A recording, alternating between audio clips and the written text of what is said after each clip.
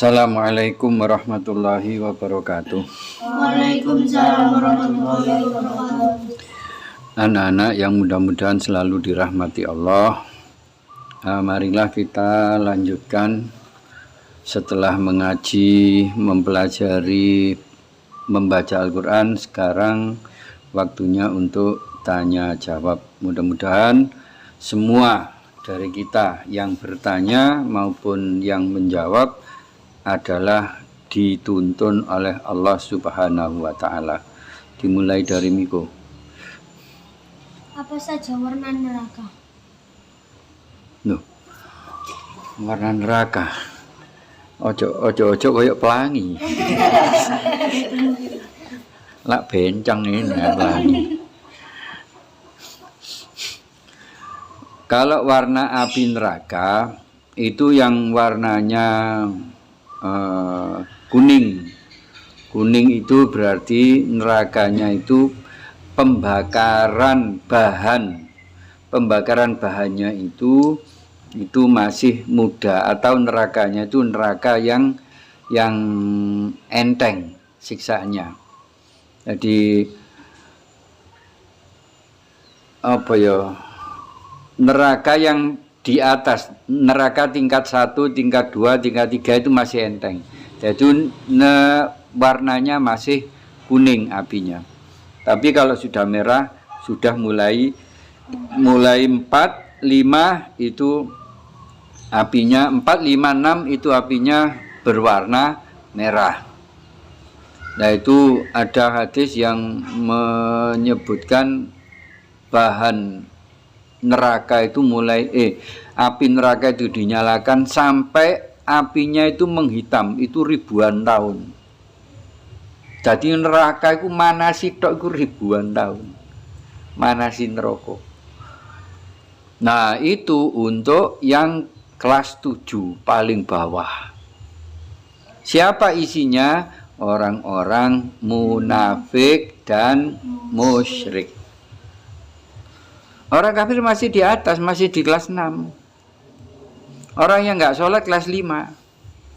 Nah, munafik dan musyrik ini itu sangat dibenci oleh Allah. Sehingga siksaannya ini paling berat. Itu apinya saja sampai menghitam. Jadi bukan warna apanya neraka itu, tapi warna apinya. Menunjukkan bahwa keganasan api itu, gitu loh, keganasan siksaan di dalam neraka. Jadi kalau neraka yang ringan-ringan, mungkin orang punya dosa, barangkali juga dosa nggak sengaja, misalnya ya, kamu punya ayam. Nah, ini perlu dihati-hati ya. Kamu punya ayam, kamu biarkan ayam nyucuk sak karepe dhewe, golek pangan sak karepe dhewe, teko omah dipakani, tapi jenenge ayam ya tetep ae. Lek ana jagung ya dicucuk, lek ana pari ya dicucuk, lek ana gabah dicucuk, kan ngono. Mau telek ayo dicucuk, apa maneh gabah. Nah, itu kewan karena tidak punya hukum. Kenapa tidak ada hukum? Karena tidak diberi akal oleh Allah. Nah, tapi akhirnya belarah nanggeni tonggomu, nelek ndek terase omahe tonggomu, itu tonggomu jengkel menjadikan yang punya ayam itu berdosa. Tulek nelek lalek numplekno karak barang, numplekno kerupuk, misalnya ono sing kerupuk dipe, mari diunggahi ambek ayam iki, bareng diunggahi terus ditumblekno pisan. Kan kadang-kadang ayam ana sing iso munggah nang genteng barang. Nek genteng indek ya. Diunggahi tumblekno. Wis diceker-ceker, wis cek ditumblekno. Lah, yang semacam itu yang punya itu berdosa. Yang punya ayam berdosa. Apakah kucing itu pakai? Sama kabeh gak ayam tok. Pokoke sing iku mang istilahnya begini, yang membuat gelone wong liya. Nah, kita kan punya pedoman apa? al muslimu man salimal muslimuna min lisanihi wa yadihi. Nah, termasuk wayadi tadi ayam, kucing dan sebagainya. Kalau membuat repotnya orang lain atau merugikan orang lain, padahal yang merugikan itu ayam atau kucing atau apa saja, itu tetap berdosa, yang punya yang berdosa. Le ayam kucing enggak berdosa karena tidak punya akal. Begitu. Nah, siksaan orang-orang yang apa ini belum sempat diampuni oleh Allah karena mungkin belum bertobat atau apa ketika menjelang wafatnya, menjelang matinya, itu sehingga matinya bawa dosa. Lah dosa-dosa ringan semacam ini ada di warna kuning. Nerakanya masih neraka warna kuning. Tapi sebegitupun walaupun warna kuning, ojo kade coba-coba. Yang paling ringan siksa neraka itu dipakaikan sandal di kaki sampai umep ubun-ubunnya kepala iki umep. Jadi mendidih kepalanya. Padahal sandal iki lho ana ini sikil. Saking panase gitu loh. Tadi apa maneh sikil, apa maneh pupu, apa maneh weteng, apa maneh wong kepala sing ngadam sikil ae iso mendidih, iso umep. Nah, itu yang paling ringan. Dan yo sing abot kaya apa? Wis gak usah dibayang. Sing penting ojo berbuat maksiat dan berbuatlah taat kepada Allah agar tidak ngincipi neraka. Sak gak enake, sak enteng-enteng siksa neraka itu tetap gak enak. Ayo. Apabila kita tidak hafal dahulu dan imam membaca, apakah kita mengikuti atau mendengarkan saja? Imam itu ada dua ya soal berjamaah. Abu Hurairah dulu itu pernah dibantah sama sahabat yang lain bahwa ada sahabat sholat di belakang Rasulullah itu diam saja, enggak menirukan, enggak lapo-lapo, meneng tok mulai Allahu Akbar, paling maca doa titah tok, wajah tu wajaya lilladzi dan seterusnya, utawa Allahumma ba'id baina wa baini kabira walhamdulillah katsira. Ya. Terus apa iki?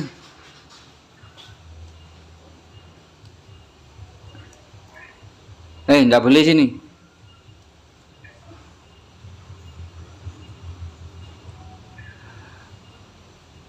Hukumnya apa dari menafsirkan satu hadis itu ulama itu berbeda. Ya. Ulama berbeda. Ada yang mengatakan begini.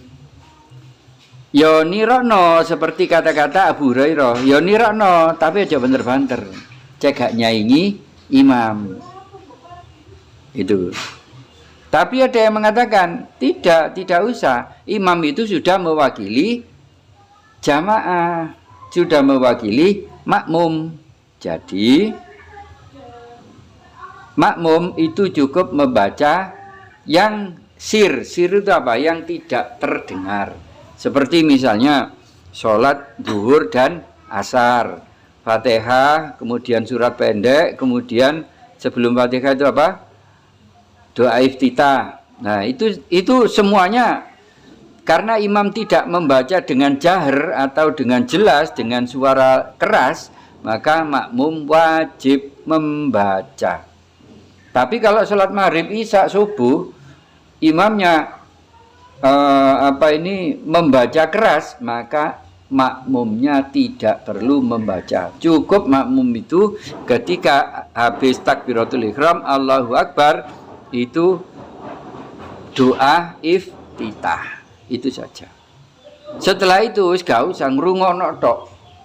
Nah, orang atau ulama yang berpendapat ini mengatakan bahwa mendengarkan itu sudah diwakili oleh imam, dan pahala orang yang mendengarkan dengan seksama mendengarkannya itu sama dengan yang membaca. Lho cek enake gak melok maca, gak melok duwe lambe bondo kuping tok ya.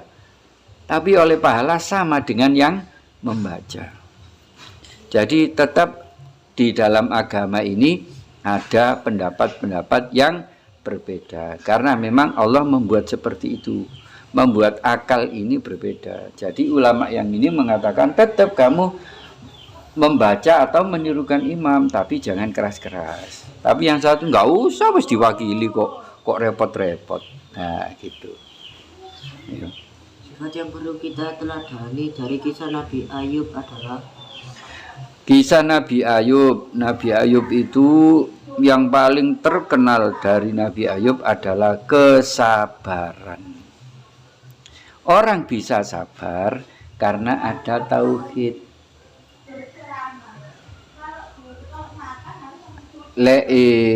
Apa iki? Harus ada tauhid. Tauhid apa? Tauhid itu mengesahkan Allah. Ya. Nah, bisanya orang itu sabar, neriman, tawakal kepada Allah, terus gak ngamuan, itu karena ada pembenaran kepada keberadaan Allah.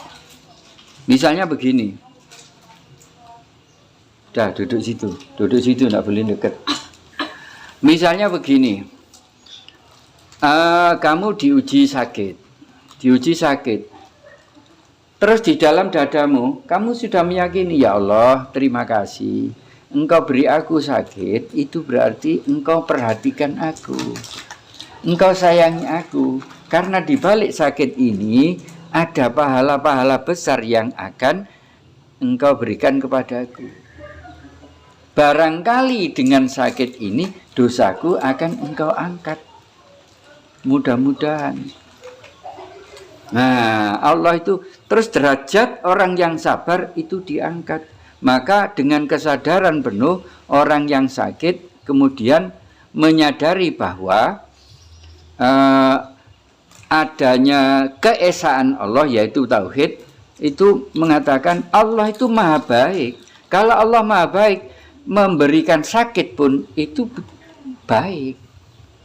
Kenapa? Ya karena tadi setelah inna ma'al usri yusra, sesungguhnya di dalam inna bersama dengan ma'a itu bersama, usri itu kesulitan, yusra ada kemudahan. Bukan setelah kesulitan ada kemudahan, tidak. Tapi di dalam kesulitan itu sendiri ada kemudahan. Nah, di balik ujian Allah berupa sakit, bangkrut, rugi, mungkin ada tetangga sih nggak ngewenai, ada orang yang ngerasani, ada orang yang menfitnah, menggunjing dan lain-lain. Itu semua ujian dari Allah. Manusia tidak bisa bergerak kalau tidak digerakkan oleh Allah. Itu yang harus kita sadari, ya. Lambe, lisan, mulut ini tidak bisa bergerak kalau tidak digerakkan oleh Allah. Manusia tidak bisa ngelokne awakmu kalau tidak diizinkan oleh Allah. Kenapa Allah mengizinkan yang jelek-jelek? Wong ngelokne kok diizini ambil Allah untuk menguji kamu sepanjang mana kesabaranmu. Kalau kamu sabar, maka tadi ketemu yusronya, inna ma'al usri yusro, di dalam atau bersama dengan kesulitan itu ada kemudahan. Walana baluwannakum bisyai'im minal khawfi wal ju'i wa naqsim minal amwali wal anfusi was samarat. Burine sing enak, wa basyiris sabirin, kabarkan gembira kepada orang-orang yang bersabar. Nah, itu makanya ketika kita diuji dengan apa-apa itu ojo gampang sambat. Kamu sambat nang misalnya nasir sambat nang ngene Miko, kok aku 80 euro kok ini kok ya apa iki kok gak betah aku kok. Itu sama dengan kamu ngerasani Allah jelek. Kan seharusnya kita menyadari bahwa yang diberikan Allah itu baik. Tidak boleh duduk ya, pinter ya. Nek gak pinter, kupingi dicokot sampai apa? Enggak. Ini. Aku cuma makan ini. Oh iya, ya boleh ngomong ya, maaf ya, jaga keselak. Jadi orang-orang yang diberikan ujian oleh Allah itu nanti diberikan pahala yang besar, ampunan, terus derajatnya diangkat, yang terakhir surga. Itu dijamin. Makanya jangan sekali-kali kalau ada kesulitanmu, entah keuangan, entah sakit, entah apalah masalahmu, itu sambat langsung nang Allah. Jangan pernah curhat kepada manusia. Berarti sama dengan kamu mengadukan masalahmu, padahal masalahmu yang ngasih siapa tadi? Padha karo madulno Allah nang kancamu. Kancamu lho sapa? Wong sing maringi masalah ya Gusti Allah gitu. Ya. Jadi curhat langsung kepada Allah. Nggih. Ayo. Apa yang dapat membuka pintu surga?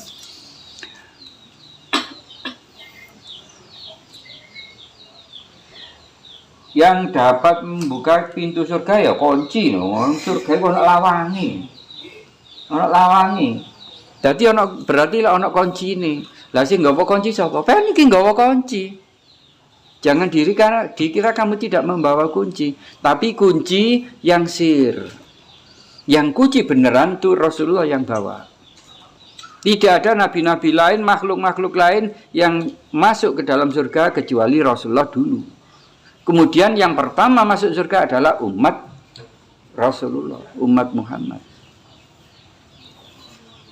Jadi, apa yang kamu bawa? Padahal kamu bawa kunci apa? Kuncinya surga itu apa?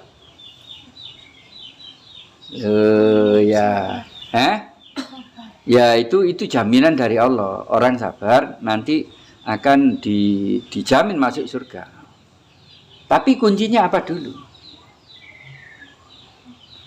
La ilaha illallah. Nanti di atas pintu surga itu ada tulisan La ilaha illallah Muhammadur Rasulullah. Itu yang membuat Nabi Adam iri nang Nabi Muhammad.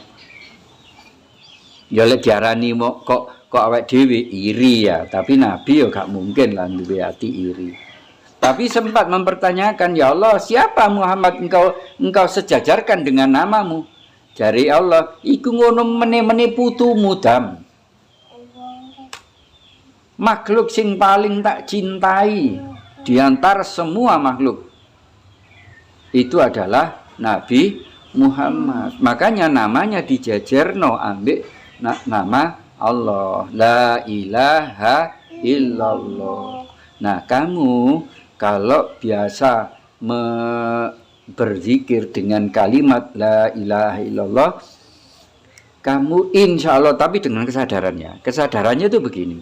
Kesadarannya bahwa kamu di dalam hatimu mengatakan tidak ada Tuhan yang patut disembah selain Allah. Yang kedua, tidak ada yang mampu bergerak kecuali digerakkan oleh Allah. Tidak ada yang menghidupkan kecuali dihidupkan oleh Allah. Hanya Allah yang menghidupkan. Juga yang mati, tidak ada kematian kecuali dimatikan oleh Allah. Semuanya Allah. Semuanya Allah. Itu namanya tauhid. Ya, itu namanya tauhid. Makanya tadi abang ngomong apa? Tidak ada bibir yang bergerak ini kecuali diizinkan oleh Allah, digerakkan oleh Allah. Begitu. Jadi Kalau kamu terbiasa dengan la ilaha illallah, kamu menyadari enggak ono sing mateni kecuali Allah, enggak ono sing nguripi kecuali Allah, enggak ono sing maringi rezeki kecuali Allah, enggak ono sing maringi loro kecuali Allah, ya enggak ono sing maringi obat kecuali Allah. Jadi Allah kabeh, Allah kabeh, Allah kabeh. Duduk. Nggih. Nah, Allah kabeh termasuk kamu tidak akan bicara kecuali mendapat izin dari Allah, atau memang lidahmu itu digerakkan oleh Allah untuk bicara. Hanya ngetip nomripat saja, kamu tidak bisa ngetip nomripat kecuali itu atas takdirnya Allah. Kalau ketika kamu mengatakan la ilaha illallah dengan kesadaran seperti itu, kira-kira kamu akan bisa menjadi nangis. Membaca satu kali saja, nangis kamu. Kalau ada kesadaran seperti itu. Ya Allah, tanganku iso bang ini, ya Allah, capike tanganku. Kok coba ngene tok, gak iso nekuk-nekuk ya apa? Kan ono lek wong setruk iku ya, malah gak berfungsi mek kepleh ngene tok kan wong setruk ya. Kalau sudah seperti itu apa? Kabeh jangkep awake, tangan sikil ono kabeh, tapi karena kena stroke akhirnya enggak berfungsi. Mae iso ndelewer ngene, gak iso ngecapi sing enak ngono. Iku pun sik butuh didulang. Nah, kalau sudah seperti itu, kamu sudah punya keyakinan seperti itu sambil baca la ilaha illallah, di dalam hatimu ada keyakinan begitu, maka kamu akan menjadi nangis. Kalau itu terbiasa kamu lakukan begitu, maka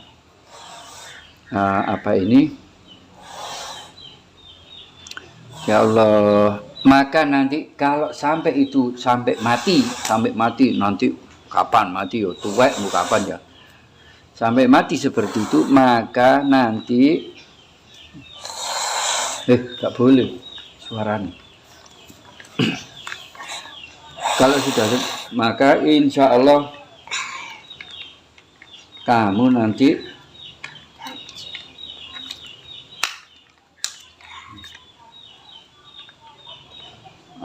matimu husnul khotimah.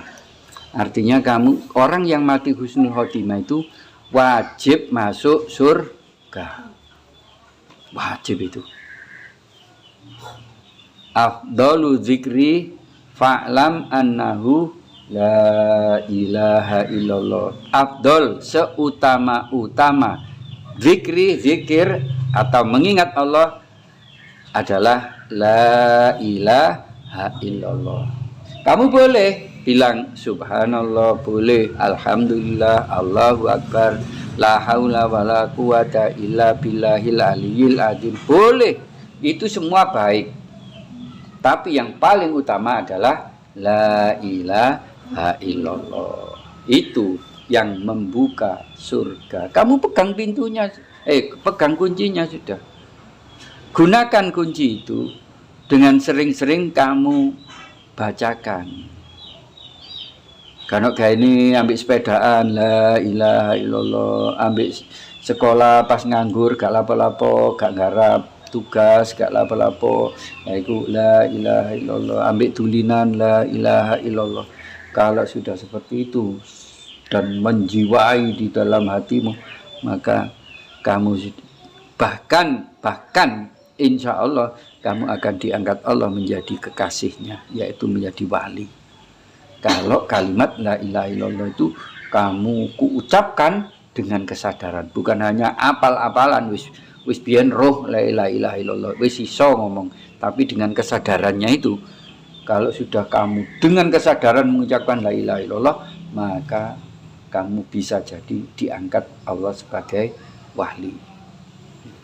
Gak gampang. Kamu nanti masuk surga gak ero ya apa rupane neraka, ya abang tak ijo tak kuning, gak ero.